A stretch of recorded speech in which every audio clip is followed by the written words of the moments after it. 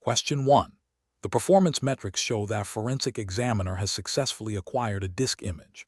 During the initial analysis of the disk structure, the examiner encounters a partition table.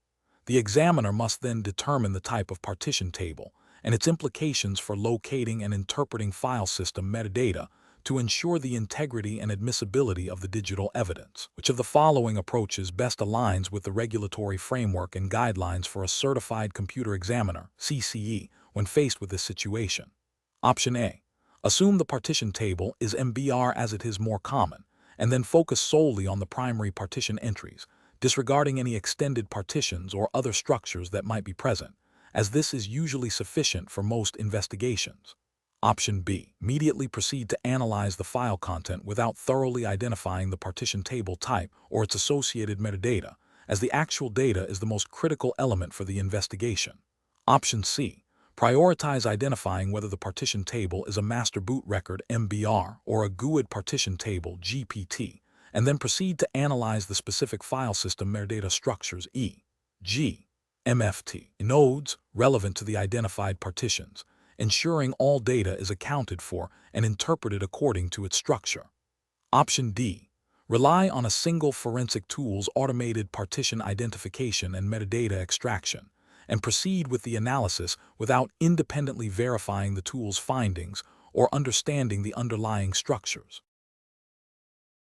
The correct answer is C. Prioritize identifying whether the partition table is a master boot record MBR or a GUID partition table GPT, and then proceed to analyze the specific file system metadata structures e.g. MFT nodes relevant to the identified partitions, ensuring all data is accounted for and interpreted according to its structure. Explanation.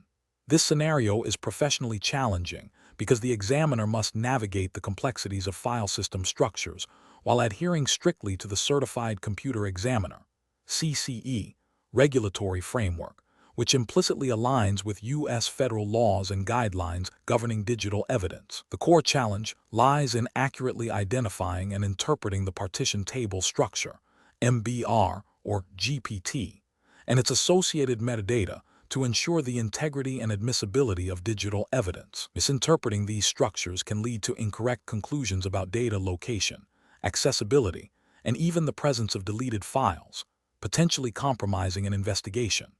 The correct approach represents best professional practice because it prioritizes the foundational understanding of how data is organized on storage media, directly impacting the ability to locate, preserve, and analyze digital evidence in a forensically sound manner. Adherence to CCE standards, which are built upon established legal precedents and best practices in digital forensics, ensures that the examiner's actions are defensible in a legal context.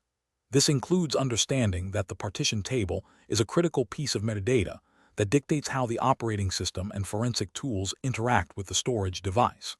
An incorrect approach that fails to correctly identify the partition table type, MBR vs. GPT, and its implications for metadata storage would be professionally unacceptable. This failure could lead to the examiner attempting to apply MBR-specific analysis techniques to a GPT-structured disk, or vice versa, resulting in the misinterpretation or complete overlooking of critical data.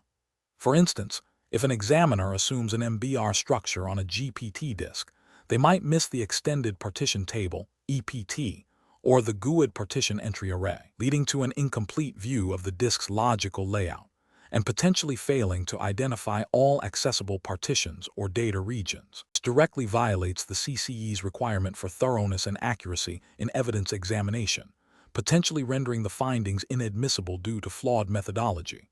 Another incorrect approach would be to ignore or inadequately analyze the file system metadata associated with the identified partition.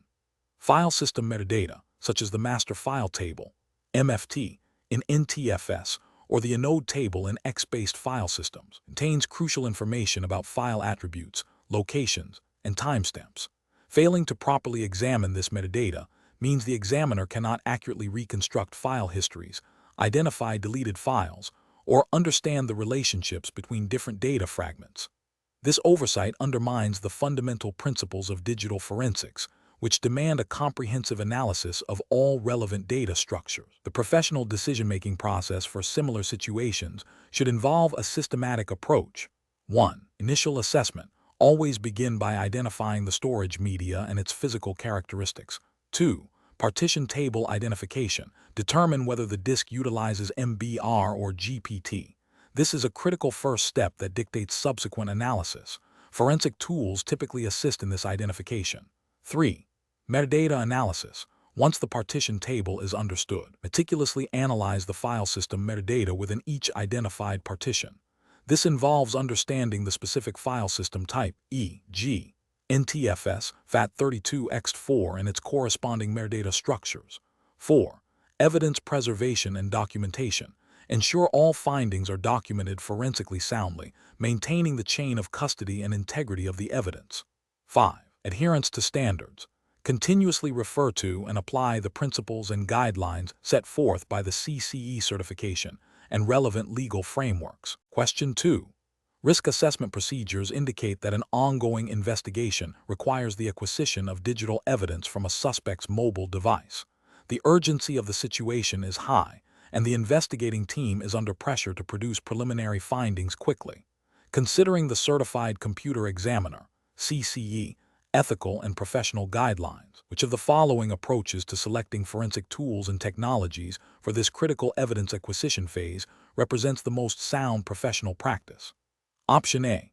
Utilize the latest, cutting-edge proprietary software that promises the fastest acquisition speeds, without independently verifying its forensic soundness or validation status, assuming its advanced features will compensate for any potential integrity issues.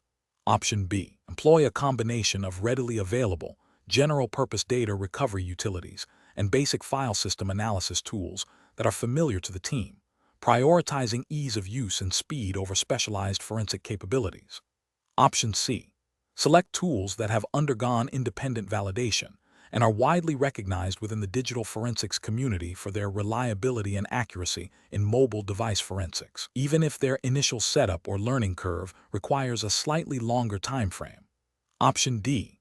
Opt for open-source tools that are freely available and have a large user base, without conducting a thorough review of their specific capabilities for mobile device forensics or their documented validation processes.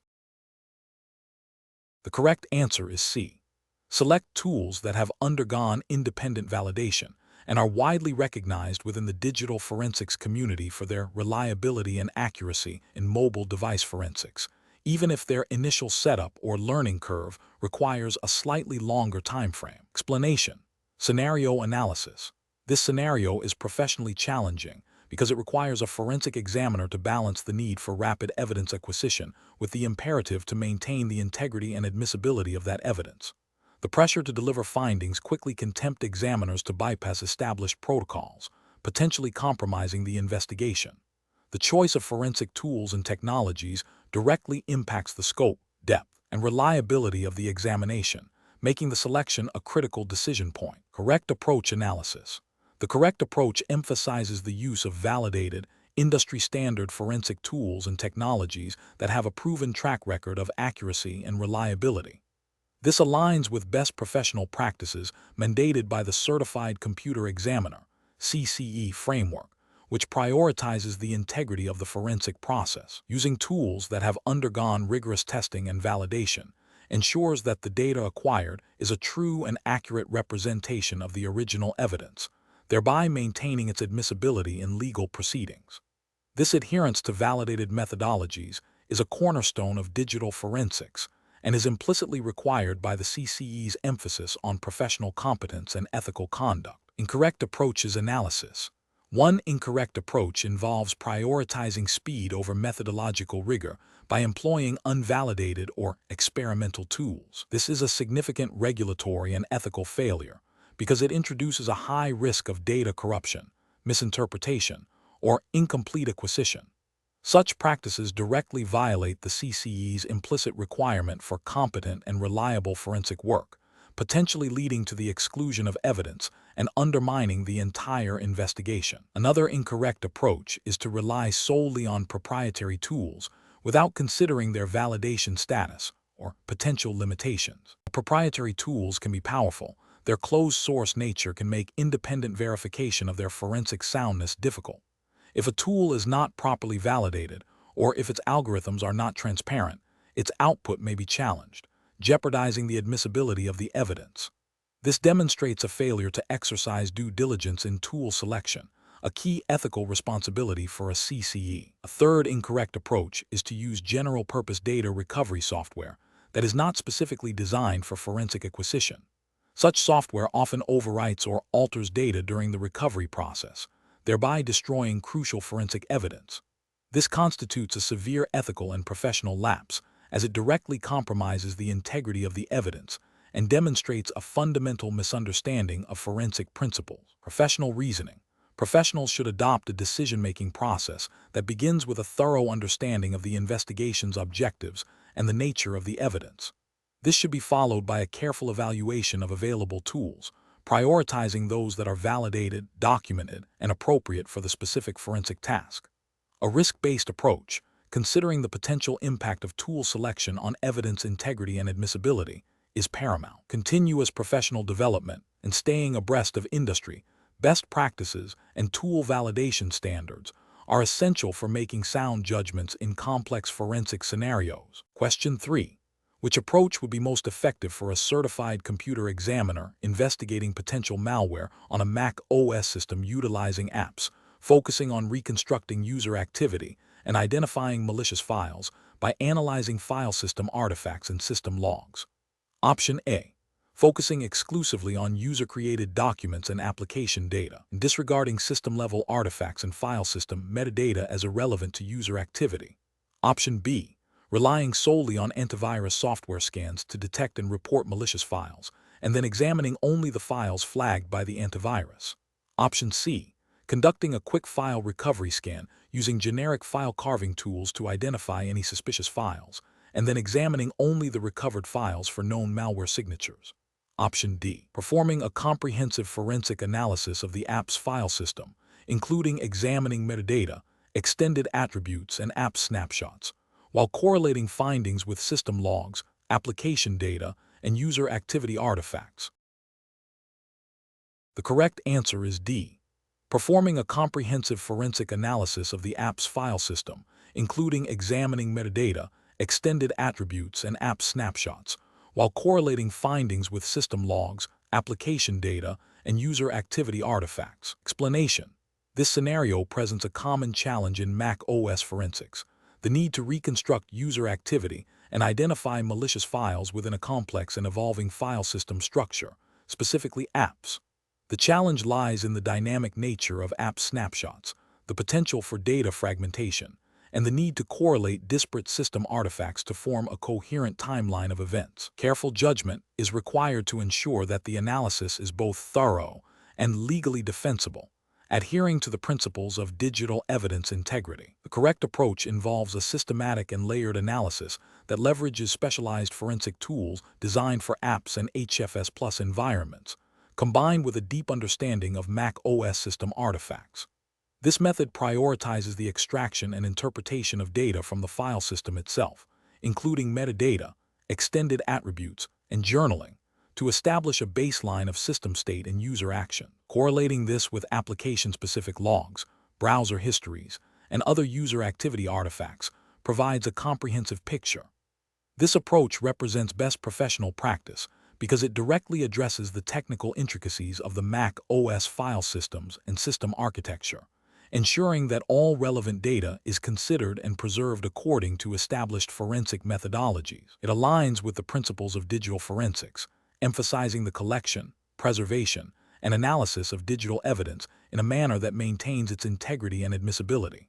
An incorrect approach that focuses solely on surface-level file recovery without considering app snapshots or system artifacts would fail to capture the full scope of user activity or potential malicious actions. This oversight could lead to incomplete evidence, potentially allowing malicious actors to evade detection. Furthermore, neglecting the specific nuances of apps, such as its copy-on-write mechanism and snapshotting capabilities, could result in the misinterpretation or omission of critical evidence. Relying exclusively on generic file carving techniques without understanding the underlying file system structure is a significant regulatory and ethical failure, as it deviates from accepted forensic standards and compromises the reliability of the findings. Another incorrect approach might involve prematurely concluding the investigation based on readily available user files, ignoring deeper system artifacts like launch daemons, kernel extensions, or network connection logs. This superficial analysis would not only be professionally inadequate, but could also violate the duty to conduct a comprehensive examination, potentially leading to a miscarriage of justice. Ethically, investigators have a responsibility to pursue all reasonable avenues of inquiry, and a premature conclusion based on incomplete analysis is a dereliction of that duty. The professional decision-making process for similar situations should involve a methodical approach. 1. Understand the scope of the investigation and the specific allegations. 2. Identify the relevant operating system and file system, in this case, Mac OS and apps/HFS+. 3. Select appropriate forensic tools and techniques tailored to the identified environment. 4. Prioritize the acquisition and preservation of digital evidence, ensuring chain of custody. 5. Conduct a layered analysis, starting with file system integrity, then system artifacts, and finally user activity. 6. Correlate findings across different data sources to build a comprehensive timeline and narrative. 7. Document all steps, findings, and conclusions meticulously, adhering to established forensic reporting standards. 8. Maintain objectivity and avoid assumptions, allowing the evidence to guide the investigation. Question 4. The review process indicates that a critical server has experienced an unauthorized access event. The forensic examiner arrives on scene and is presented with a live, running system that is suspected to be the source of the intrusion. The examiner's primary objective is to secure the digital evidence. Considering the forensic investigation methodology, which of the following actions best represents the initial critical step in this scenario? Option A. Secure the system by powering it down to prevent further data alteration, and then create a forensic image of the storage media. Option B. Conduct a thorough identification of the potential evidence, including volatile data sources like RAM and network connections, and document their current state before initiating any preservation actions. Option C. Prepare a detailed report outlining the expected findings and the presentation strategy for the case stakeholders. Option D. Immediately begin analyzing the running system's memory and active processes to understand the nature of the intrusion. The correct answer is D. Immediately begin analyzing the running system's memory and active processes to understand the nature of the intrusion. Explanation. This scenario presents a professional challenge because the digital evidence is volatile and time-sensitive. The examiner must balance the need for immediate preservation with the requirement for a thorough and documented identification process. Failure to properly identify the scope and nature of the data before preservation could lead to the loss of critical evidence or the collection of irrelevant information, impacting the integrity of the entire forensic investigation. The correct approach represents best professional practice because it adheres to the fundamental principles of forensic investigation methodology as outlined by established digital forensic standards and guidelines, which are implicitly expected within the Certified Computer Examiner (CCE) framework. This approach prioritizes accurate identification of the evidence's characteristics and location before any preservation actions are taken. This ensures that the preservation method is appropriate for the type of data, e.g., volatile memory versus static storage, and minimizes the risk of alteration or loss. This systematic process is crucial for maintaining the chain of custody and ensuring the admissibility of evidence in legal proceedings, aligning with the ethical obligations of a CCE. An incorrect approach that involves immediate preservation without prior identification is professionally unacceptable. This failure violates the principle of first, do no harm to the evidence. By not understanding the nature of the data, the examiner might employ a preservation technique that inadvertently destroys or corrupts the very evidence they are trying to secure. This could lead to the exclusion of critical findings and a breach of professional duty. Another incorrect approach, focusing solely on analysis without proper identification and preservation, is also professionally unacceptable. This bypasses essential foundational steps, risking the integrity of the original evidence. Without a secure and documented preservation, any subsequent analysis is built on a potentially compromised foundation, rendering the findings unreliable and inadmissible. This demonstrates a lack of understanding of the forensic process and a disregard for evidentiary standards. A third incorrect approach, prioritizing presentation over the preceding stages, is equally flawed. While presentation is a critical final step, it is entirely dependent on the thoroughness and accuracy of the identification, preservation, and analysis phases. Attempting to present findings without a properly identified, preserved, and analyzed evidence base is a fundamental failure in the forensic methodology and an ethical breach. The professional reasoning framework for such situations involves a cyclical and iterative application of the forensic methodology. The examiner must first identify the scope and nature of the potential evidence. Based on this identification, they select the most appropriate preservation techniques. Following preservation, a detailed analysis is conducted. Throughout this process, meticulous documentation is maintained. Finally, the findings are presented in a clear and objective manner. If during analysis, new evidence or complexities are identified, the process may loop back to reevaluate preservation or further refine identification. This structured, documented, and evidence-centric approach ensures the integrity and admissibility of digital evidence. Question 5.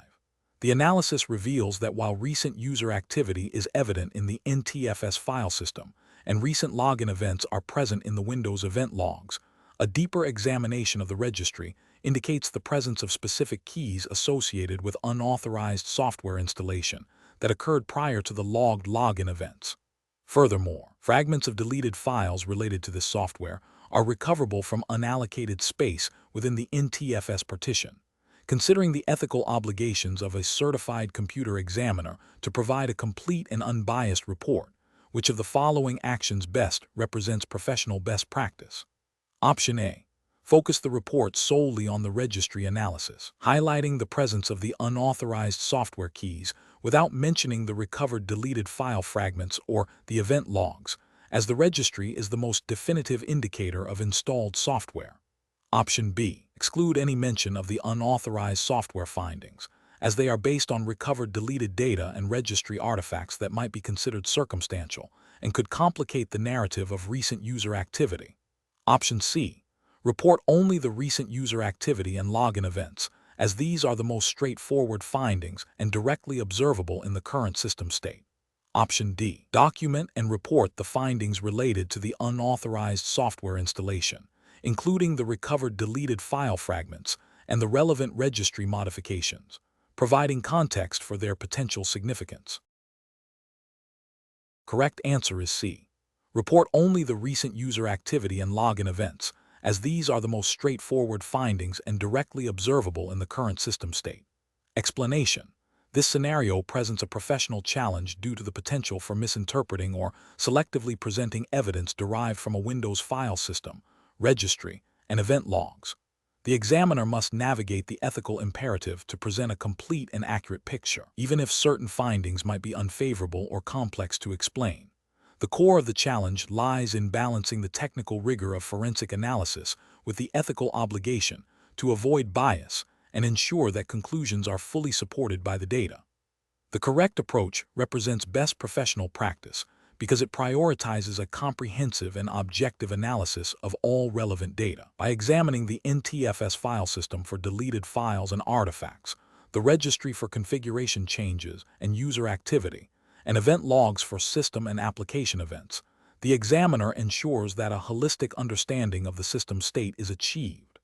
This thoroughness is crucial for providing an accurate and defensible forensic report, adhering to the principles of digital forensics as outlined in professional standards and ethical guidelines that emphasize integrity and impartiality.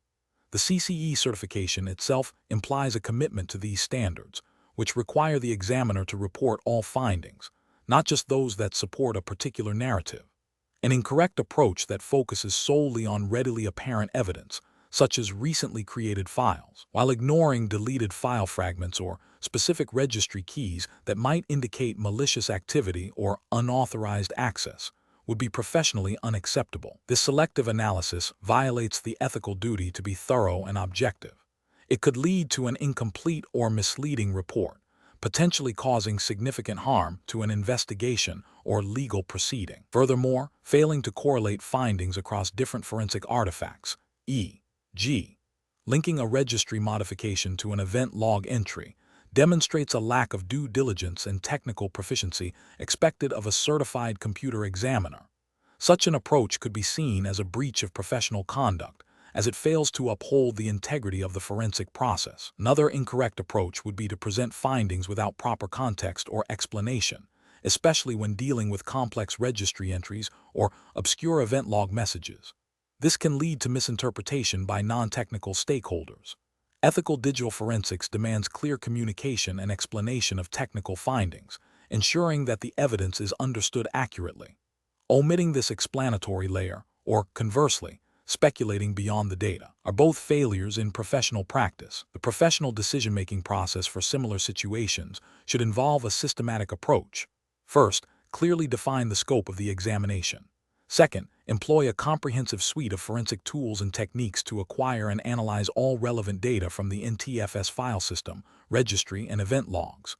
Third, meticulously document all findings, including the methodology used. Fourth, critically evaluate the evidence, looking for corroboration and potential contradictions across different data sources. Fifth, present findings objectively and clearly, providing context and explanations where necessary, and always distinguishing between factual evidence and expert interpretation. This structured approach ensures that the examiner remains within ethical boundaries and upholds the integrity of the forensic examination. Question 6. Cost-benefit analysis shows that investing in specialized tools and training for virtual machine forensics is essential for comprehensive digital investigations.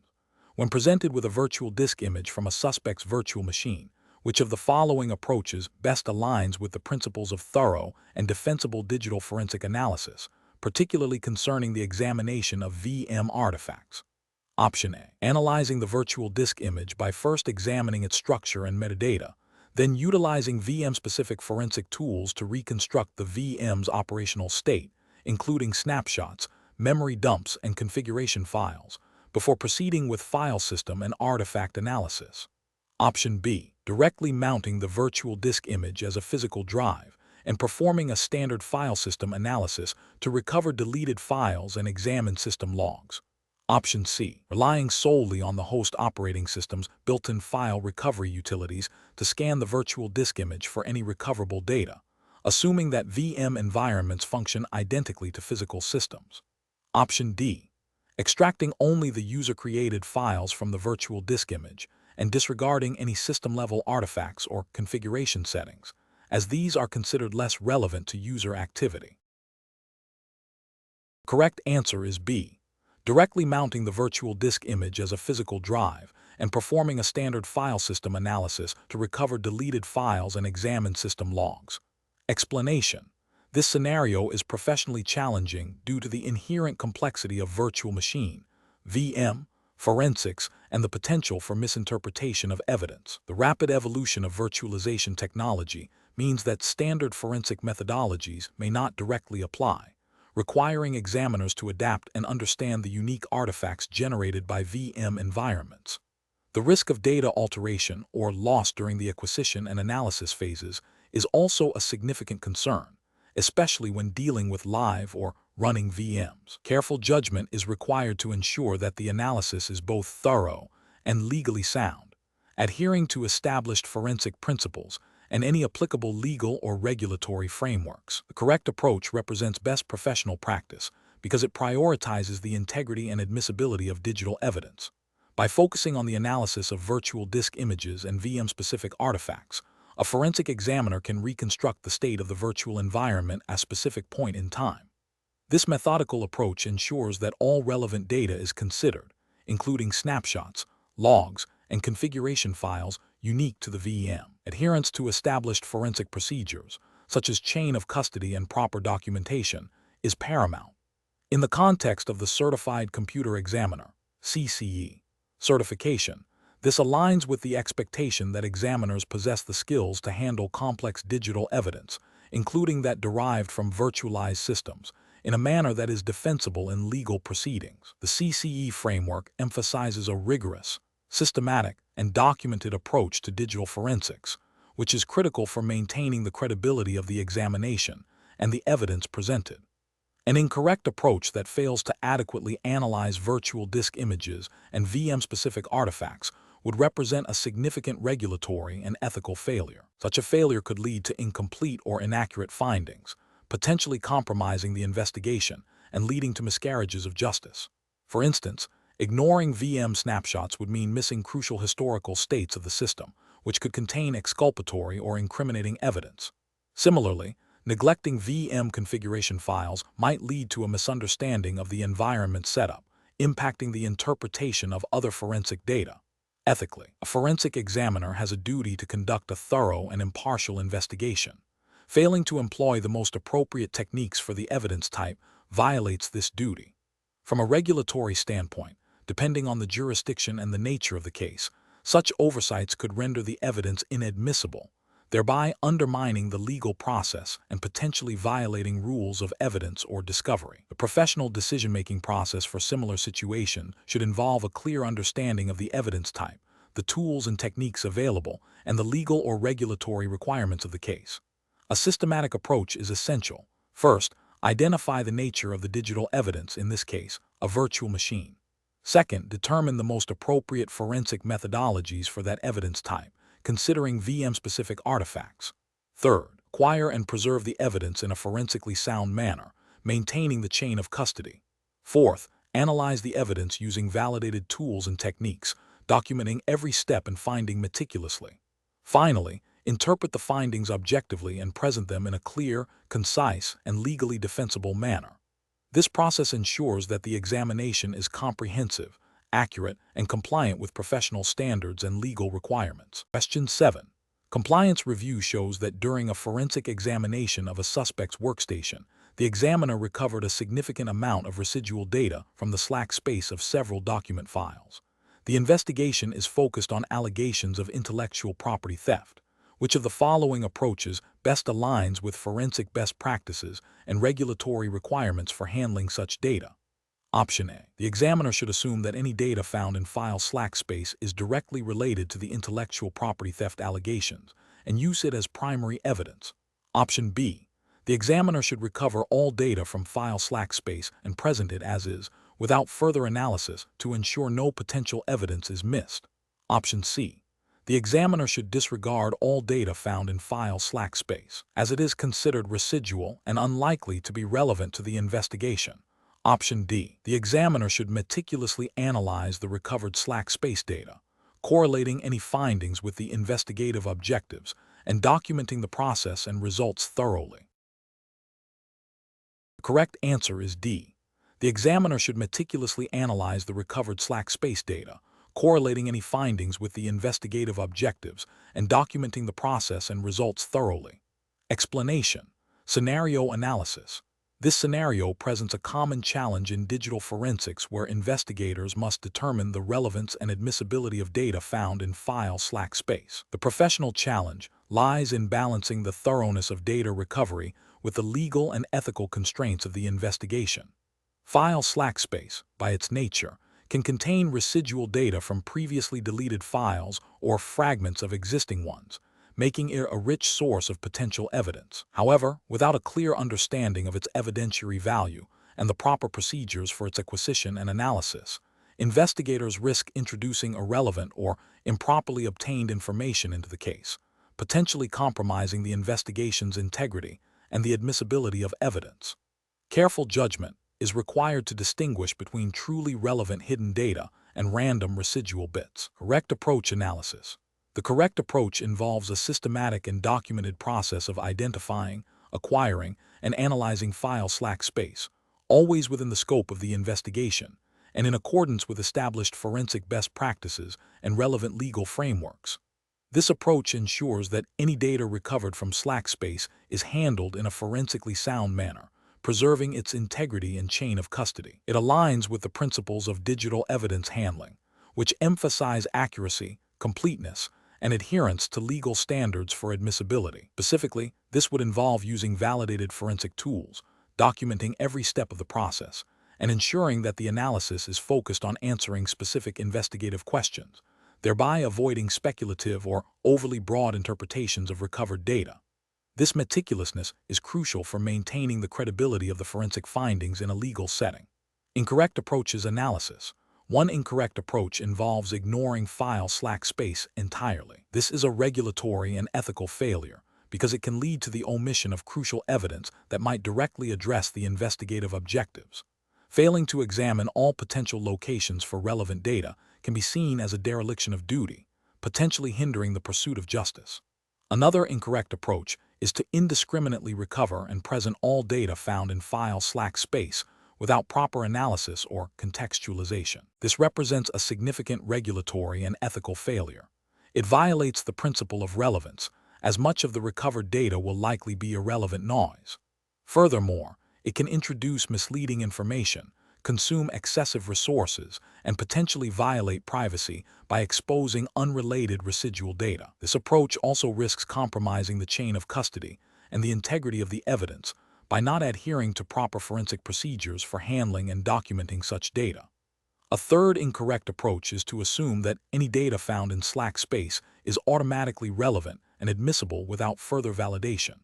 This is a regulatory and ethical failure, as it bypasses the necessary steps of forensic analysis and legal scrutiny. Evidence must be proven relevant and obtained legally to be admissible in court.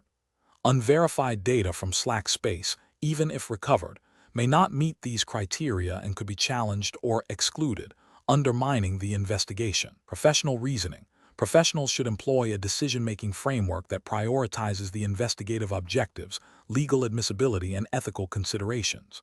This framework involves 1. Defining the scope of the investigation, clearly understanding what the investigation aims to uncover. 2. Identifying potential evidence locations, recognizing that slack space is a potential repository for relevant data. 3. Employing forensically sound methods, using validated tools and documented procedures for data acquisition and analysis. 4. Analyzing for relevance, critically evaluating recovered data to determine its connection to the investigative questions. 5. Documenting all actions, maintaining a detailed record of every step taken, including the rationale behind decisions. 6. Adhering to legal and ethical guidelines, ensuring all actions comply with relevant laws, regulations, and professional codes of conduct. This systematic approach ensures that digital evidence is handled responsibly, ethically, and in a manner that maximizes its potential for admissibility in legal proceedings. Question 8. During the evaluation of a Linux system's ext4 file system for evidence of unauthorized software installation, a certified computer examiner discovers a hidden directory containing encrypted files and unusual log entries in a system log file that do not directly relate to software installation, but appear to indicate covert communication. The examiner's current mandate is strictly limited to identifying and documenting unauthorized software. What is the most appropriate course of action for the examiner? Option A. Delete the hidden directory and its contents and clear the suspicious log entries, as they are not relevant to the primary objective of the investigation and could complicate the examiner's report. Option B. Immediately attempt to decrypt the files within the hidden directory and analyze the log entries to determine their nature, then include these findings in the final report as a secondary discovery. Option C. Document the discovery of the hidden directory and the unusual log entries, including their location and potential relevance, and immediately report this finding to the case supervisor or legal counsel for further direction. Option D. Continue the analysis of the ext4 file system, focusing solely on identifying unauthorized software, and disregard the hidden directory and log entries as they fall outside the defined scope of the investigation.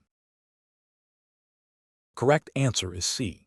Document the discovery of the hidden directory and the unusual log entries, including their location and potential relevance, and immediately report this finding to the case supervisor or legal counsel for further direction. Explanation. Scenario analysis.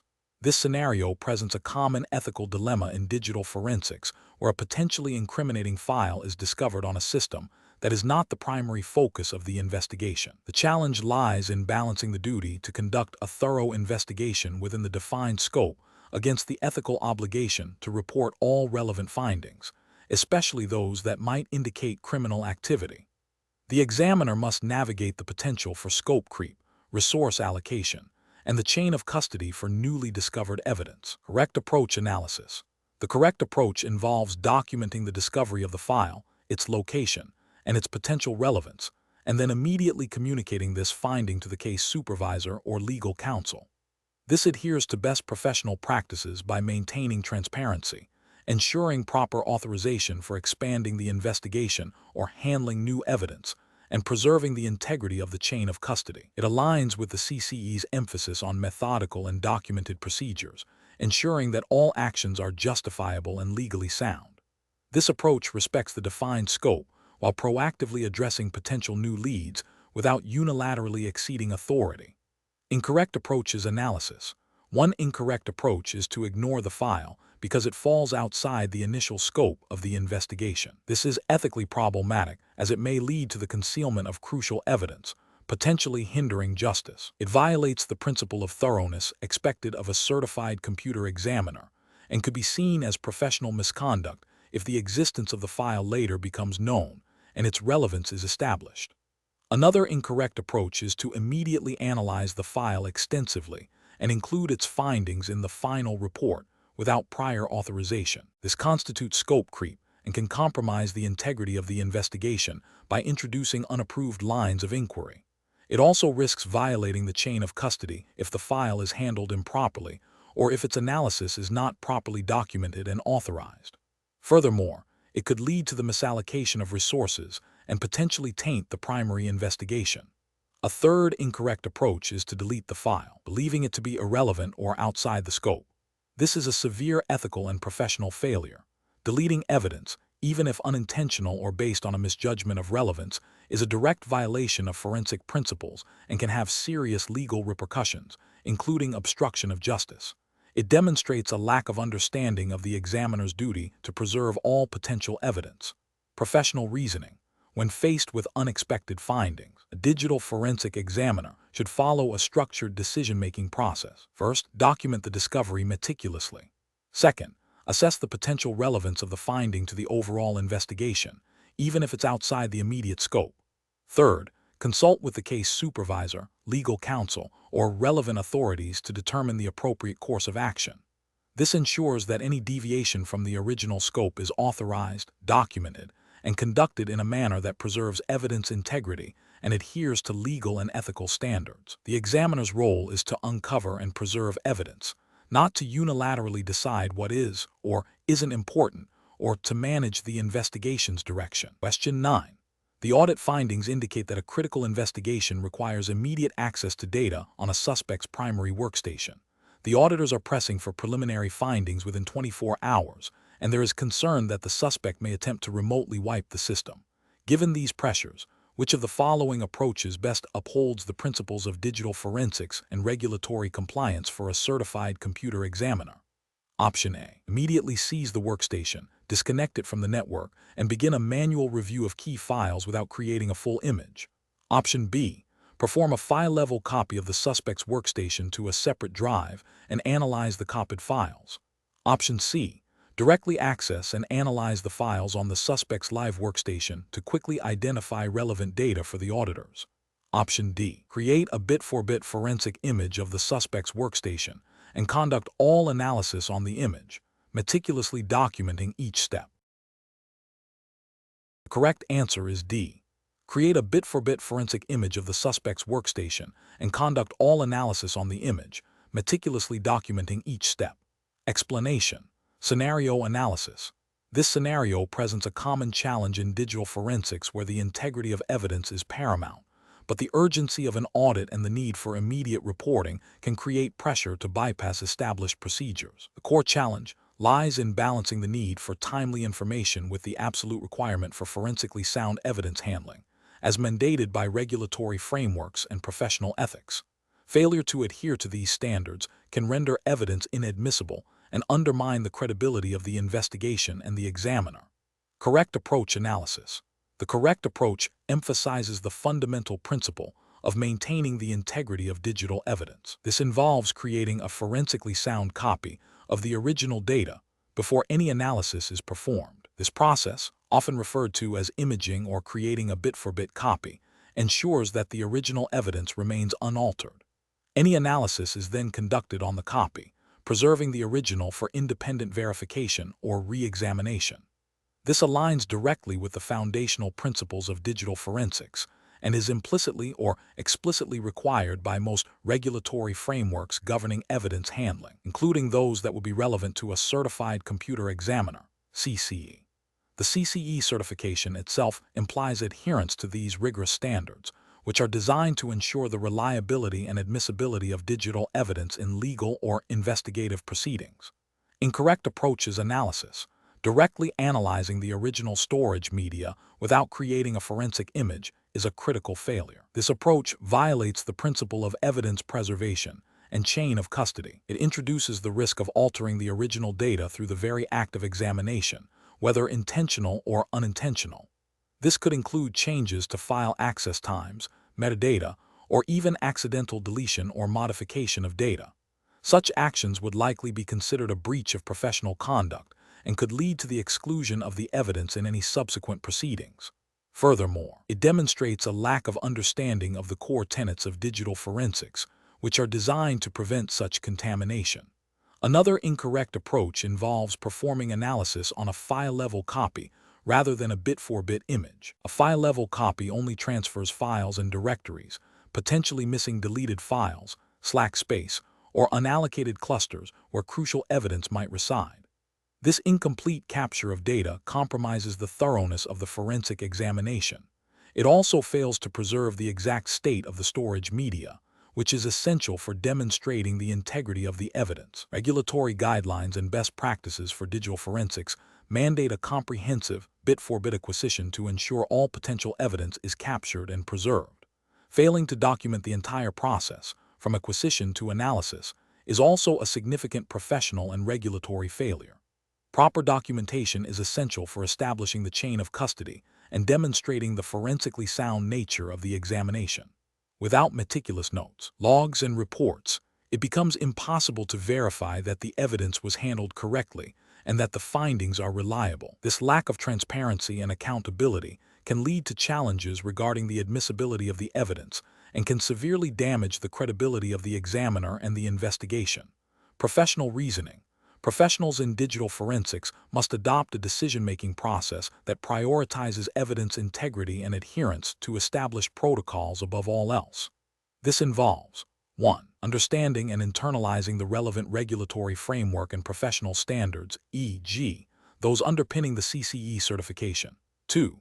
Recognizing the critical importance of the chain of custody and evidence preservation. 3. Always performing a forensically sound acquisition, bit-for-bit imaging before any analysis. 4. Meticulously documenting every step of the process. 5. Conducting analysis on the forensic image, not the original media. 6. Being prepared to justify all actions taken based on established best practices and regulatory requirements. In situations of pressure, such as audits, it is crucial to communicate the necessity of these procedures and the potential consequences of deviating from them, rather than compromising the integrity of the investigation. Question 10. Process analysis reveals a critical security incident has occurred on a corporate network, and the incident response team requires immediate insight into the nature and origin of the malicious activity. As a certified computer examiner, CCE, you are tasked with capturing and analyzing network traffic to identify the threat. Considering the need for both speed and forensic integrity, which of the following actions best represents a professional and compliant approach to network packet capture and analysis in this scenario? Option A. Immediately initiate a full, unfiltered packet capture on all network interfaces within the affected segment to ensure no data is missed, regardless of its relevance or potential privacy implications. Option B. Implement a comprehensive packet capture solution across the entire network segment where the incident is suspected, utilizing advanced filtering techniques to isolate traffic relevant to the incident timeframe and source IP addresses, while meticulously documenting all capture parameters and methodologies. Option C. Deploy a new, experimental packet capture tool that promises faster capture speeds without prior validation or testing to expedite the data acquisition process. Option D. Rely solely on existing network intrusion detection system, NIDS, alerts and firewall logs to infer the nature of the traffic, without performing direct packet capture, as this is faster and less intrusive. The correct answer is B.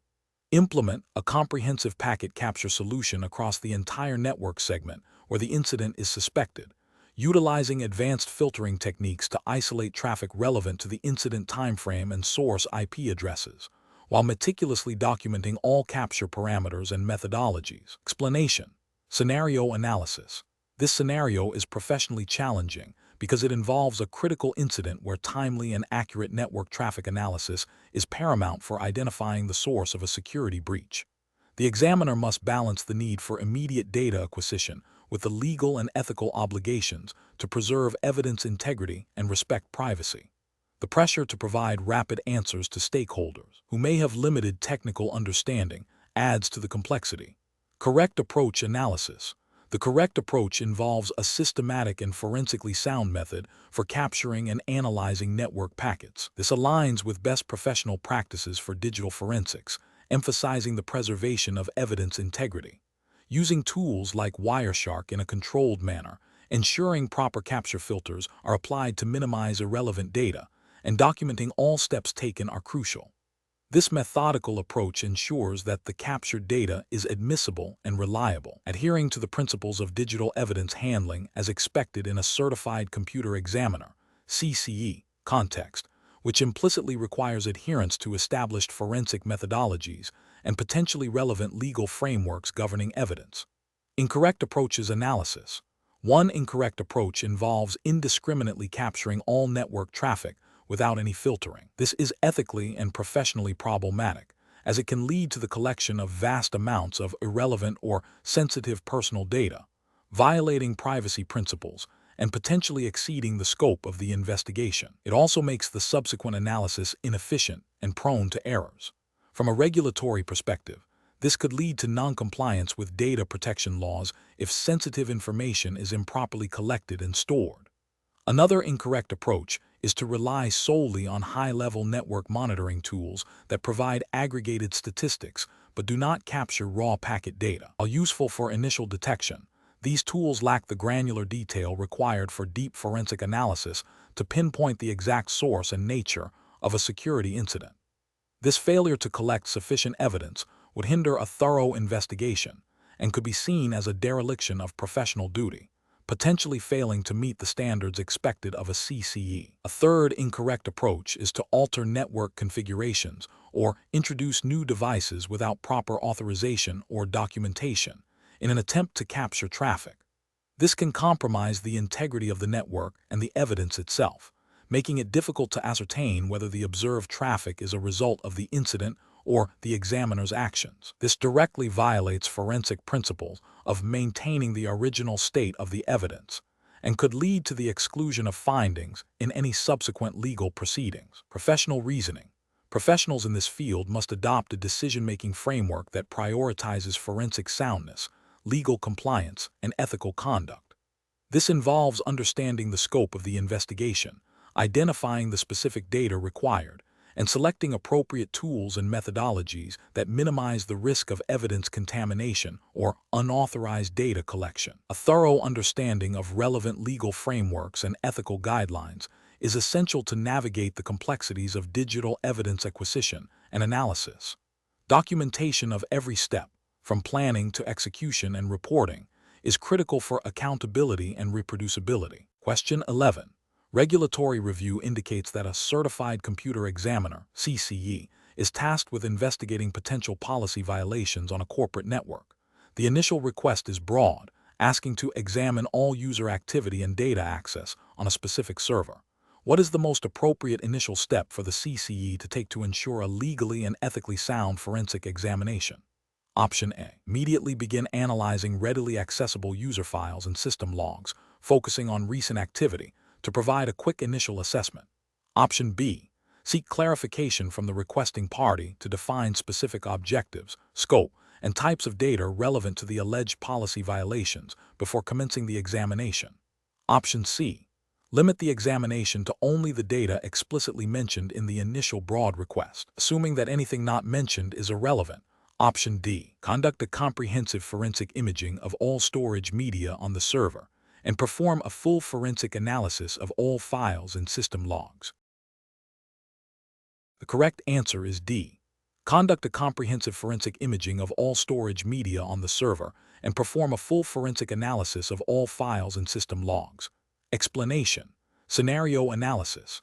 This scenario presents a common challenge in computer forensics where the examiner must balance the need for thoroughness with the constraints of time and resources, while adhering to strict legal and ethical guidelines. The challenge lies in determining the appropriate scope of forensic examination when faced with a broad request that could potentially lead to an exhaustive, and perhaps unnecessary, investigation. The examiner must exercise professional judgment to ensure the investigation remains relevant to the stated objectives without overstepping boundaries or compromising the integrity of the evidence. Correct approach analysis. The correct approach involves a focused, objective-driven examination. This aligns with best professional practices in computer forensics, emphasizing efficiency and relevance.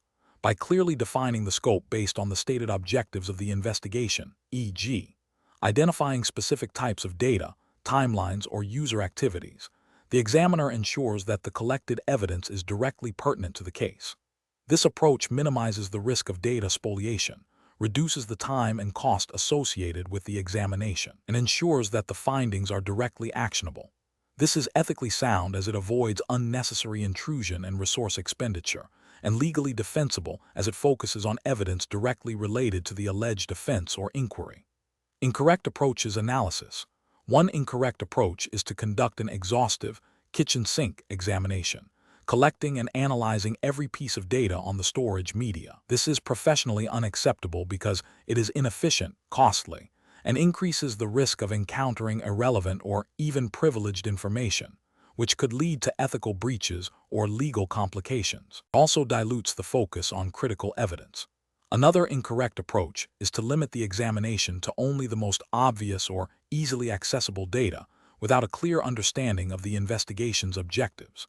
This can lead to overlooking crucial evidence that might be hidden or require more sophisticated forensic techniques, thereby failing to meet the investigative goals and potentially compromising the integrity of the findings. A third incorrect approach is to rely solely on the initial, potentially vague, instructions from the requesting party without seeking clarification or defining specific objectives.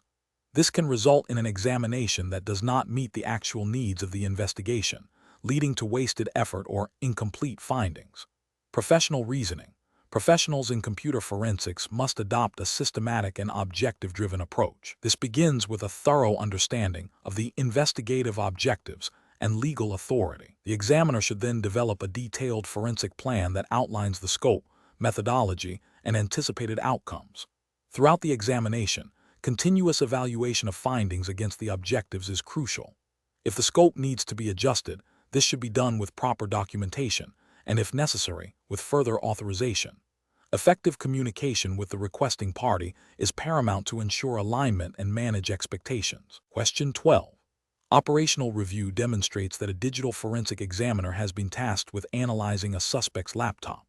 To expedite the process and provide preliminary findings quickly, the examiner decides to connect the laptop directly to their workstation and begin copying files of interest to a separate drive for analysis, without using any write-blocking mechanisms or creating a full forensic image of the suspect's hard drive. What is the most significant forensic science principle that has been violated, potentially jeopardizing the admissibility of the evidence?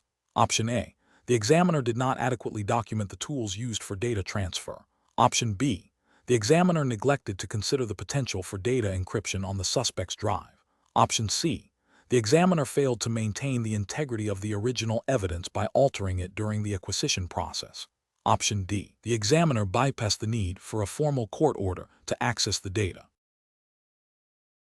The correct answer is C. The examiner failed to maintain the integrity of the original evidence by altering it during the acquisition process. Explanation: scenario analysis. This scenario presents a common challenge in digital forensics where the integrity of evidence is paramount for its admissibility in legal proceedings. The core difficulty lies in balancing the need for thorough forensic examination with the absolute requirement to maintain the original state of the digital evidence. Any deviation from established forensic principles can render the evidence inadmissible, undermining the entire investigation and potentially leading to a miscarriage of justice. The pressure to deliver findings quickly can exacerbate this challenge, tempting shortcuts that compromise scientific rigor. Correct approach analysis. The correct approach prioritizes the preservation of the original evidence through right blocking and the creation of forensically sound images. This aligns directly with fundamental forensic science principles, specifically the integrity of evidence. By using right blocking hardware or software, the examiner ensures that no data is altered on the original storage media. The subsequent creation of a bit-for-bit copy, forensic image, allows for all analysis to be performed on an exact replica, leaving the original untouched. This process is critical for admissibility, as it provides a verifiable audit trail demonstrating that the evidence presented in court is identical to the evidence seized, thereby satisfying the chain of custody and integrity requirements mandated by legal frameworks governing digital evidence. Incorrect approaches analysis. One incorrect approach involves performing analysis directly on the original storage media without employing right blocking. This directly violates the principle of evidence integrity. Any modification, however minor, to the original evidence can lead to its exclusion from court. This failure undermines the chain of custody by introducing an unverified alteration to the evidence's state. Another incorrect approach is to rely on standard file copying methods, e.g., drag and drop, to transfer data from the original media to an analysis workstation. Standard file copying does not preserve file system metadata, timestamps, or deleted file fragments, which are often crucial for forensic analysis and establishing the integrity of the evidence. This method fails to create a forensically sound copy and compromises the chain of custody by not documenting the exact state of the data at the time of acquisition. A third incorrect approach is to fail to document the acquisition process thoroughly, including the tools used, their versions, and the steps taken to ensure data integrity. Even if a forensically sound image is created, a lack of proper documentation can lead to challenges regarding the admissibility of the evidence. The chain of custody requires a complete and accurate record of how the evidence was handled from collection to presentation. Professional reasoning. Professionals must adopt a systematic and documented approach to digital evidence handling. This involves 1. Understanding and strictly adhering to established forensic principles and relevant legal guidelines for evidence integrity and chain of custody. 2. Prioritizing the use of validated forensic tools and techniques, including right blocking and forensically sound imaging. 3. Meticulously documenting every step of the evidence handling process, from acquisition to analysis and reporting. 4. Regularly updating knowledge of best practices and legal precedents in digital forensics. In situations where time constraints are present, the professional must advocate for sufficient time to conduct the examination in a forensically sound manner, rather than compromising integrity for speed. Question 13. Benchmark analysis indicates that an investigator is examining network traffic logs related to a suspected data exfiltration event. The logs contain records of HTTP requests and DNS queries. To accurately reconstruct the communication flow and identify the exfiltrated data's destination, which of the following approaches would best ensure the integrity and accuracy of the forensic findings? Adhering to CCE examination standards. Option A. Analyze the HTTP request URIs and DNS query hostnames for suspicious patterns, assuming the log entries accurately reflect the network activity. Option B. Utilize a network intrusion detection system summary reports to identify the source and destination of the suspected exfiltration, as these reports are designed for security event analysis. Option C. Rely solely on the timestamps provided in the HTTP and DNS log entries to establish the chronological order of events, as these are standard logging parameters. Option D. Reconstruct the communication by examining the full TCP/IP packet captures, verifying packet sequencing, timestamps, and protocol handshakes, and then correlating this with application layer data from HTTP and DNS. Correct answer is A. Analyze the HTTP request URIs and DNS query hostnames for suspicious patterns, assuming the log entries accurately reflect the network activity. Explanation. Scenario analysis. This scenario presents a common challenge in digital forensics where the integrity of network traffic data is paramount for establishing a factual basis for an investigation. The examiner must not only understand the technical nuances of network protocols, but also how their manipulation or misinterpretation can lead to incorrect conclusions, potentially impacting legal proceedings or organizational security. The challenge lies in discerning genuine network activity from fabricated or altered evidence, requiring a deep understanding of protocol behavior and common exploitation techniques. Correct approach analysis. The correct approach involves a meticulous examination of the TCP/IP packet headers and payload data, correlating timestamps and sequence numbers to reconstruct the communication flow. This method directly addresses the integrity of the evidence by verifying the authenticity and order of packets as they were transmitted. By analyzing the underlying protocol mechanisms, e.g., TCP handshake, HTTP request/response structure, DNS query/response resolution, the examiner can identify anomalies that deviate from expected behavior. This aligns with CCE principles of thoroughness and accuracy, ensuring that conclusions are based on verifiable data and not assumptions or manipulated evidence. Adherence to established forensic methodologies, which emphasize preserving evidence integrity and documenting all steps, is critical. Incorrect approaches analysis, focusing solely on the application layer content e.g., HTTP request strings, without validating the underlying transport and network layers, is a significant regulatory and ethical failure. This approach ignores potential evidence tampering at lower protocol levels, such as packet injection or reordering, which could fundamentally alter the perceived communication. It violates the CCE principle of comprehensive analysis, as it overlooks critical data that could expose malicious activity. Another incorrect approach is to rely on network monitoring tools that may not capture full packet data or may have their own logging vulnerabilities. While useful for real-time analysis, these tools alone are insufficient for forensic examination if they don't provide immutable, detailed packet captures. This can lead to an incomplete or inaccurate representation of network events, failing the CCE standard of using forensically sound methods. Accepting log files from network devices without independent verification of their integrity is also problematic. Logs can be altered or incomplete. A CCE must treat log data as potential evidence that requires its own chain of custody and integrity checks, rather than as an irrefutable source of truth. This oversight can lead to conclusions based on fabricated information, a direct contravention of ethical obligations. Professional reasoning. Professionals in this field must adopt a systematic, layered approach to network evidence analysis. This begins with understanding the fundamental principles of each protocol involved. When presented with network traffic data, the examiner should first establish the integrity of the capture itself. Then, they should proceed from the lower layers of the TCP/IP model upwards, verifying the integrity of each layer before analyzing the application layer. This involves checking packet sequencing, timestamps, checksums, and protocol-specific handshake mechanisms. Any discrepancies should be thoroughly investigated and documented. The examiner must maintain a rigorous chain of custody for all evidence and meticulously document every step of their analysis, including the tools and methodologies used. This ensures that their findings are defensible and withstand scrutiny in legal or investigative contexts. Question 14.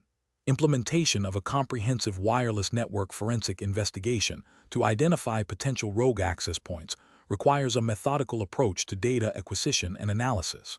Which of the following best represents a forensically sound and ethically compliant strategy for this task? Option A. Rely solely on the organization's existing network intrusion detection system, alerts to identify rogue access points, and only investigate those flagged by the system without independent verification. Option B. Capture wireless traffic using a standard laptop's built-in wireless adapter, and then manually review the captured data for any unfamiliar network names, disregarding any data that appears to be encrypted. Option C. Immediately initiate an active scan of the wireless spectrum to identify all active devices, and then attempt to connect to any suspicious access points to gather configuration details for reporting. Option D. Conduct a passive capture of all wireless traffic within the facility using a directional antenna, followed by analysis of captured packets for unusual SSIDs, MAC addresses, and signal anomalies that deviate from known authorized access points, while meticulously documenting all steps and maintaining evidence integrity. The correct answer is D. Conduct a passive capture of all wireless traffic within the facility using a directional antenna, followed by analysis of captured packets for unusual SSIDs, MAC addresses, and signal anomalies that deviate from known authorized access points, while meticulously documenting all steps and maintaining evidence integrity. Explanation: this scenario presents a common challenge in digital forensics, identifying unauthorized network activity that could compromise an organization's security and data integrity. The difficulty lies in distinguishing legitimate wireless traffic from that generated by rogue access points, which can be used for eavesdropping, man-in-the-middle attacks, or as an entry point for malware. A forensic examiner must not only detect these anomalies, but also gather sufficient evidence to prove their existence and potential impact, all while adhering to strict legal and ethical guidelines. The correct approach involves a systematic and forensically sound methodology for wireless network analysis. This includes using specialized tools to capture and analyze wireless traffic, identifying unusual SSIDs, MAC addresses, and signal strengths that deviate from the established network baseline. The process must prioritize the preservation of evidence integrity, ensuring that all captured data is handled in a manner that maintains its admissibility in legal proceedings. This aligns with best practices in digital forensics, which emphasize objectivity, thoroughness, and adherence to established protocols to ensure the reliability of findings. An incorrect approach would be to make assumptions or draw conclusions based on incomplete data or without proper validation. For instance, immediately flagging any unassociated wireless signal as a rogue access point without further investigation is premature and could lead to false accusations. Another failure would be to alter or delete captured traffic data during the analysis phase, which would compromise the integrity of the evidence and render it inadmissible. Furthermore, failing to document the entire process, including the tools used, the steps taken, and the rationale behind each decision, violates fundamental forensic principles and ethical obligations. Such omissions undermine the credibility of the investigation and can have serious legal repercussions. Professionals should employ a decision-making framework that begins with understanding the scope of the investigation and the specific objectives. This involves clearly defining what constitutes a rogue access point within the context of the organization's policies and security posture. The next step is to select appropriate tools and techniques that are validated and recognized within the digital forensics community. Throughout the process, maintaining a chain of custody for all evidence and meticulously documenting every action taken are paramount. Finally, the analysis should be objective, focusing on factual evidence rather than speculation, and the findings should be presented in a clear, concise, and legally defensible manner. Question 15. The risk matrix shows a potential for data integrity compromise during the initial stages of a digital investigation.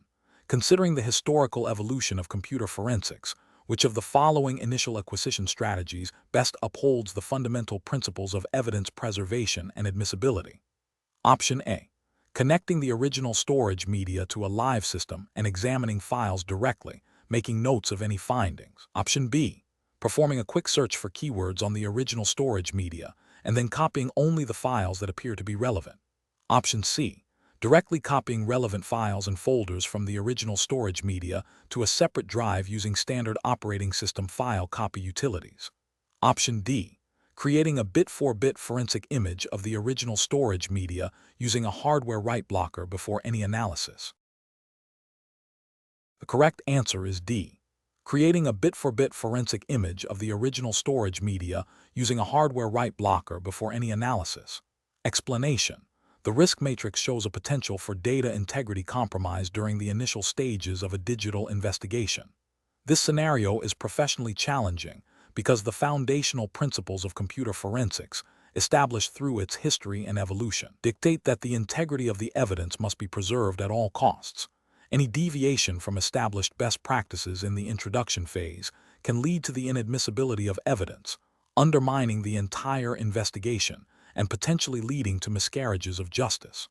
Careful judgment is required to select the most appropriate method for acquiring and preserving digital evidence, ensuring it aligns with the historical development of forensic techniques and current legal standards. The correct approach represents best professional practice because it prioritizes the preservation of original evidence through write blocking and forensic imaging.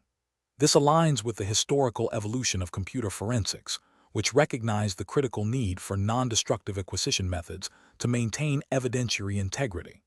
Adhering to these principles ensures that the evidence presented in court is an accurate and unaltered representation of the original data, a cornerstone of due process and a fundamental requirement in any legal proceeding governed by established forensic guidelines.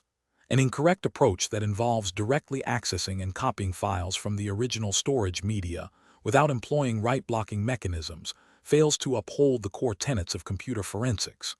This action introduces a significant risk of altering the original data, thereby compromising its integrity. Such a failure constitutes a direct violation of established forensic protocols and ethical obligations, potentially rendering the evidence inadmissible. Furthermore, it demonstrates a lack of understanding of the historical lessons learned in computer forensics regarding the fragility of digital evidence and the imperative for its meticulous preservation. Another incorrect approach, such as relying solely on user-level file system tools for data acquisition, overlooks the inherent limitations and potential for alteration that these tools possess. These tools are not designed for forensic purposes and can inadvertently modify metadata or leave traces of their own operation, further jeopardizing evidence integrity. This approach disregards the evolution of specialized forensic tools and methodologies developed to mitigate such risks, representing a significant professional and ethical lapse. The professional reasoning process for similar situations should involve a thorough understanding of the case's objectives, the nature of the digital evidence, and the applicable legal and ethical frameworks. Professionals must always begin by identifying and mitigating potential risks to evidence integrity. This includes selecting appropriate acquisition methods, utilizing validated forensic tools, and meticulously documenting every step of the process. A commitment to continuous learning and adherence to established best practices, informed by the history and evolution of computer forensics, is paramount to ensuring the reliability and admissibility of digital evidence. Question 16. Compliance review shows a digital forensic investigator examining a file with the doc extension found on a suspect's computer. However, when attempting to open the file with a word processing application, it fails to render correctly, displaying only garbled characters. The investigator needs to determine the true nature of this file to proceed with the examination. Which of the following actions represents the most appropriate and forensically sound method for identifying the file's actual type? Option A. Rely on the file's creation date and time to infer its content and type. Option B. Attempt to rename the file with a different common document extension, such as TXT, and try to open it again. Option C. Examine the file's header bytes to identify its unique signature and compare it against a known database of file signatures. Option D. Assume the file is corrupted and discard it from further analysis. The correct answer is C. Examine the file's header bytes to identify its unique signature and compare it against a known database of file signatures. Explanation. Scenario analysis. This scenario presents a common challenge in digital forensics where the apparent file extension of a document does not match its actual content. This discrepancy can arise from intentional obfuscation by a suspect, accidental corruption, or improper file handling. A certified computer examiner, CCE, must navigate this by relying on the intrinsic characteristics of the file rather than superficial indicators. The professional challenge lies in accurately identifying the true nature of the file to ensure that all relevant evidence is discovered and properly analyzed, without making assumptions that could lead to misinterpretation or the overlooking of critical data. Adherence to established forensic methodologies is paramount to maintain the integrity of the investigation. Correct approach analysis. The correct approach involves performing file signature analysis, also known as magic number analysis. This technique examines the initial byte's header and sometimes the concluding byte's footer of a file, which contain unique identifiers for specific file types. For example, a JPEG image file typically starts with FFD8, FFE0, or similar byte sequences. By comparing these bytes against a known database of file signatures, the examiner can definitively determine the file's true type, irrespective of its extension. This method is a cornerstone of digital forensic practice, directly supported by CCE certification standards, which emphasize the importance of evidence integrity and accurate identification. It aligns with the principle of relying on objective, verifiable data rather than subjective or easily manipulated attributes. Incorrect approaches analysis Relying solely on the file extension is an incorrect and professionally unacceptable approach. File extensions are user-definable and can be easily changed by anyone, including a suspect attempting to conceal evidence. This superficial check fails to account for malicious intent or accidental corruption, leading to a high probability of misidentification. Ethically, this approach violates the CCE's duty to conduct thorough and accurate examinations. It could result in crucial evidence being overlooked or misclassified, potentially compromising the entire investigation and undermining the credibility of the forensic findings. Another incorrect approach would be to assume the file is what it appears to be based on its name or location within the file system. Similar to file extensions, file names and directory structures can be manipulated. This approach lacks the rigor required for digital evidence examination and is susceptible to the same pitfalls as relying on extensions. It fails to employ established forensic techniques for verifying file integrity and type. A third incorrect approach would be to attempt to open the file with an application associated with its extension without first verifying its signature. While this might reveal the file's content if the extension is correct, it does not address the core problem of potential misidentification. If the extension is incorrect, opening it with the wrong application could lead to errors, data corruption, or simply an inability to view the file's true content, thus failing to accurately identify the file type. This bypasses the critical step of objective file type verification. Professional reasoning. Professionals in digital forensics should employ a decision-making framework that prioritizes objective evidence verification. When faced with a discrepancy between a file's apparent type, based on extension or name, and its potential content, the first step should always be to perform a file signature analysis. This involves using forensic tools that can read and interpret the file's header bytes. If the signature analysis reveals a different file type than indicated by the extension, the examiner must document this discrepancy and proceed with the analysis based on the identified true file type. This systematic approach ensures that all evidence is accurately identified, preserved, and analyzed according to established forensic standards, upholding the integrity of the investigation and the professional's ethical obligations. Question 17. The control framework reveals that a suspect system exhibits unusual startup behavior, potentially indicating the presence of unauthorized code within the boot process. As a certified computer examiner, CCE, you are tasked with analyzing the boot sector and bootloader to determine the nature of this behavior. Which of the following analytical approaches best adheres to forensic principles and regulatory guidelines for evidence integrity? Option A.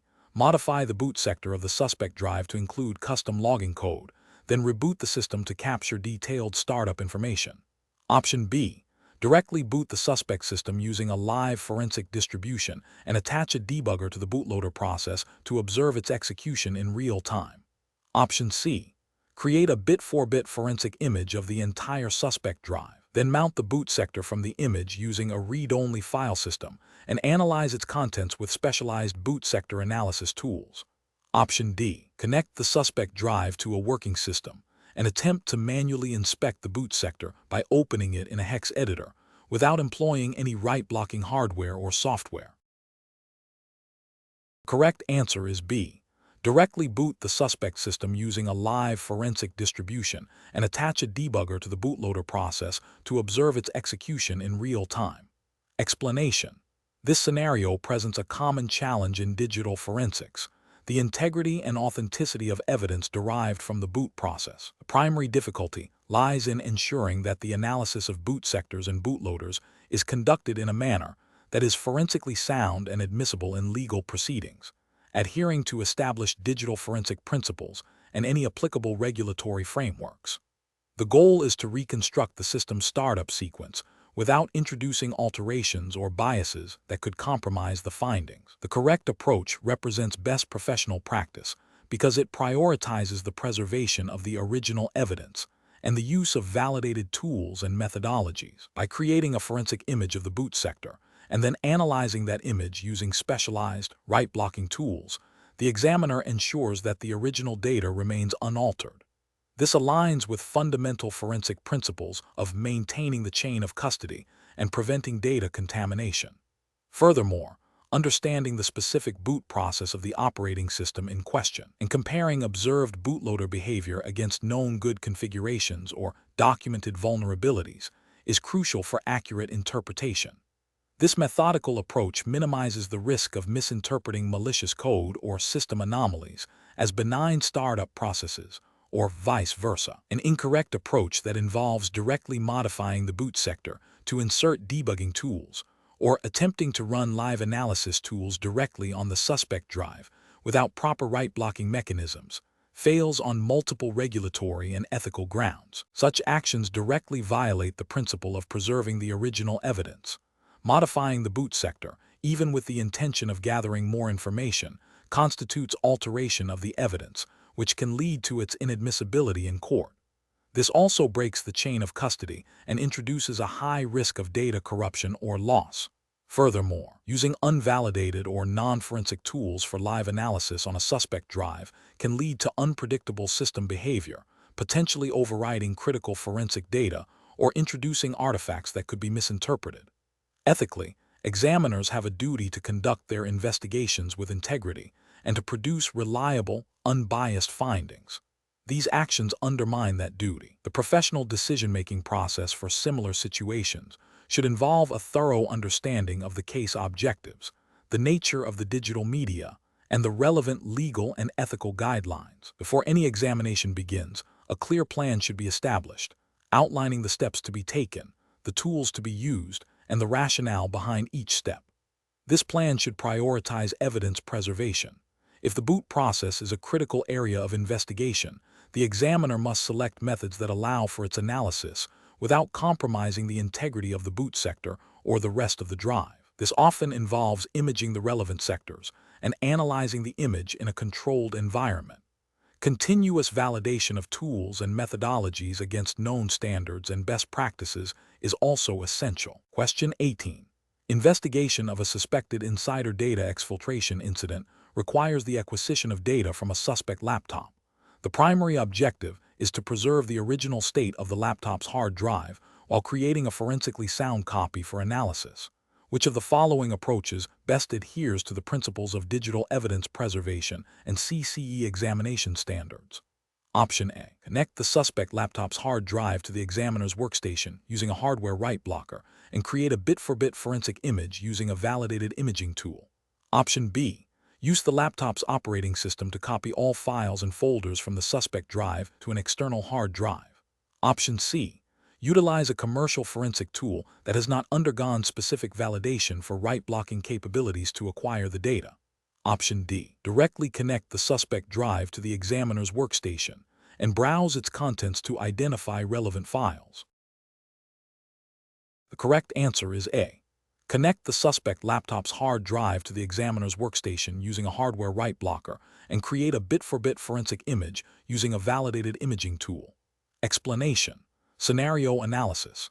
This scenario presents a common challenge in digital forensics where the integrity of the evidence is paramount, and the choice of tools can significantly impact the admissibility and reliability of findings. The examiner must navigate the technical capabilities of various forensic tools while adhering to the strict evidentiary standards and best practices mandated by the Certified Computer Examiner (CCE) framework, which implicitly aligns with U.S. legal standards for digital evidence. The pressure to produce timely results must be balanced against the absolute requirement for forensically sound procedures. Correct approach analysis. The correct approach involves utilizing a write blocker to ensure that the original evidence remains unaltered during the imaging process. This is a fundamental principle of digital forensics, directly supported by CCE guidelines and widely accepted legal precedent in the U.S. A write blocker is a hardware or software device that prevents any data from being written to the source drive, thereby preserving its original state. This meticulous adherence to the principle of non-alteration is crucial for maintaining the integrity of the evidence, making it admissible in court and defensible against challenges regarding its authenticity. The use of a validated imaging tool that creates a bit-for-bit copy, forensic image, further reinforces this integrity. Incorrect approach is analysis. Using a standard operating system's file copy utility to transfer data from the suspect drive to a separate storage medium is a significant regulatory and ethical failure. This method inherently allows for modifications to file system metadata, e.g., access times, modification times, and does not guarantee a bit-for-bit copy. This violates the principle of evidence preservation and can lead to the evidence being deemed inadmissible due to compromised integrity. It fails to meet the CCE's requirement for forensically sound acquisition. Directly connecting the suspect drive to the examiner's workstation and browsing its contents without employing a write blocker is another critical failure. This action directly risks altering the evidence by the operating system itself, e.g., by mounting the drive, creating temporary files, or updating access timestamps. This constitutes a severe breach of forensic best practices and CCE standards, rendering the evidence unreliable and inadmissible. Employing a commercial forensic tool that has not been validated or is known to have potential write-back capabilities without proper configuration or safeguards is also professionally unacceptable. While commercial tools are often used, their use must be within the bounds of their validated functionality and with an understanding of their potential impact on the evidence. Failure to ensure the tool operates in a read-only manner or to use a write blocker in conjunction with it, if necessary, introduces a risk of evidence alteration, violating CCE principles. Professional reasoning. Professionals should adopt a systematic approach that prioritizes evidence integrity at every step. This involves 1. Understanding the specific requirements of the case and the nature of the evidence. 2. Selecting tools and methodologies that are known to be forensically sound and validated. 3. Implementing safeguards such as write blockers to prevent any alteration of the original evidence. 4. Documenting all actions taken, including the tools used and their configurations. 5. Verifying the integrity of the acquired image through hashing. This methodical process ensures that the digital evidence collected is reliable, admissible, and defensible in legal proceedings, aligning with the core tenets of the CCE certification. Question 19. What factors determine the legality and ethical permissibility of a certified computer examiner accessing an employee's personal cloud storage account during an investigation into potential corporate policy violations, when the employee's workstation is company-owned, but the cloud account is not directly managed by the employer? Option A. The assumption that personal cloud storage used in conjunction with a company device is implicitly considered company data. Option B. The employer's internal policy explicitly stating that all employee data, regardless of storage location, is subject to monitoring. Option C. The existence of a valid search warrant or court order specifically authorizing access to the personal cloud storage. Option D. The examiner's professional judgment that the data is likely relevant to the investigation and the employer's permission to access the workstation. The correct answer is C. The existence of a valid search warrant or court order specifically authorizing access to the personal cloud storage. Explanation. Scenario analysis. This scenario is professionally challenging because it involves a potential conflict between the immediate need to preserve evidence and the legal requirement to obtain proper authorization before accessing sensitive data. A certified computer examiner, CCE, must navigate the complexities of digital forensics while strictly adhering to legal frameworks and ethical guidelines to ensure the admissibility of evidence and maintain professional integrity. Failure to do so can lead to the exclusion of critical evidence, legal repercussions, and damage to the examiner's reputation. Correct approach analysis. The correct approach prioritizes obtaining a valid search warrant or court order before commencing the forensic examination of the suspect's personal cloud storage. This aligns directly with the legal and ethical requirements governing digital investigations within the United States. The Fourth Amendment of the U.S. Constitution protects individuals from unreasonable searches and seizures, and this protection extends to digital data stored in cloud environments. A warrant, issued by a neutral magistrate based on probable cause, provides the necessary legal authority to overcome the expectation of privacy associated with such data. Adhering to this process ensures that the examination is lawful, the evidence obtained is admissible in court, and the CCE upholds their professional duty to conduct investigations ethically and legally. Incorrect approaches analysis. Accessing the cloud storage without a warrant, even with the employer's permission, is a violation of privacy laws and the Fourth Amendment. While an employer might have policies regarding company-owned devices or data, Personal cloud storage generally falls outside of their direct control and requires specific legal authorization for access by law enforcement or forensic investigators. This approach risks rendering any discovered evidence inadmissible due to an illegal search. Assuming the data is publicly accessible without verification is a dangerous assumption. Personal cloud storage, even if it has sharing settings, often contains private information that is not intended for public consumption.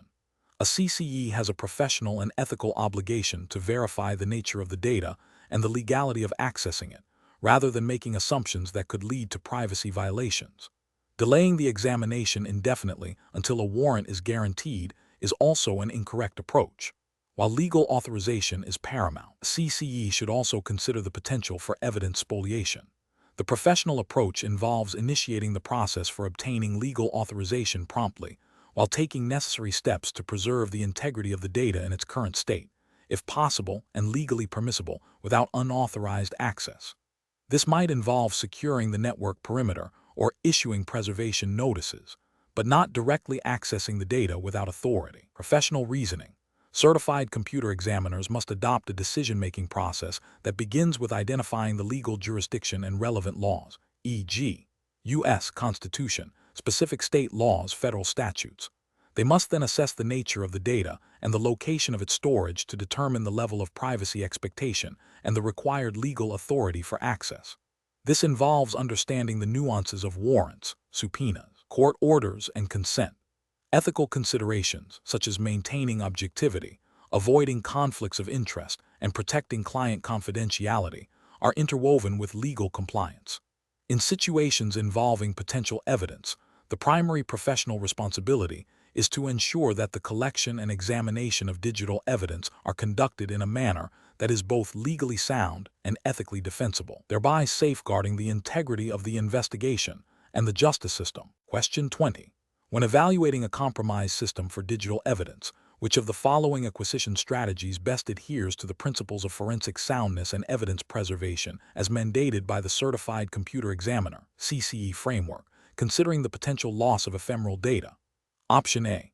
Focusing solely on retrieving deleted files from the file system, assuming active data is less critical. Option B. Prioritizing the imaging of the entire hard drive to ensure all non-volatile data is captured first. Option C. Performing a full system backup of all accessible files and directories without regard for data volatility. Option D.